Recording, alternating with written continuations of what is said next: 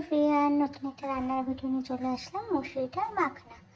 চলো, প্রথমে ঝিরিঝিরি করে আলু কেটে নিলাম, সঙ্গে পেঁয়াজ, টমেটো, লঙ্কা, রসুন, সঙ্গে মুসুরির ডাল আর নুন, জিরে গুঁড়ো, ধনে গুঁড়ো, হলুদ, লঙ্কার গুঁড়ো, আর সঙ্গে নিয়ে নিয়েছিলাম ধনে পাতা। এখন জিরে গুঁড়ো, ধনে গুঁড়োটা দিয়ে দিলাম, তারপরে হলুদ, লঙ্কার গুঁড়ো আর সব উপকরণটা দিয়ে সঙ্গে নুন দিয়ে ভালো করে মাখিয়ে নেব। চটকে চটকে হাত দিয়ে মাখিয়ে নেব। আর ওই যে ধনে পাতাটা, ওটা একদম লাস্টে দেবো। চলো রেসিপিটা এখন দেখতে থাকো। একদম সহজ উপায়ে, সহজভাবে, খেতে খুব ভালো হবে। তোমরা একবার করে দেখতে পারো। এখন কড়াইয়ের মধ্যে দিলাম, সঙ্গে অল্প জল।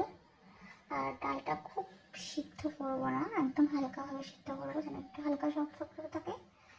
আর জলের যে জিনিসটাকে একদম শুকিয়ে যাবে না, একদম শুকনো শুকনো যাকে বলে।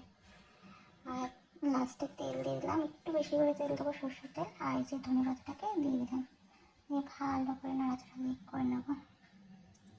চলো, আমার রান্না তো হয়ে গেছে, এবার নামিয়ে দেবো। রেডি আমার মসুরিটা মাখনা।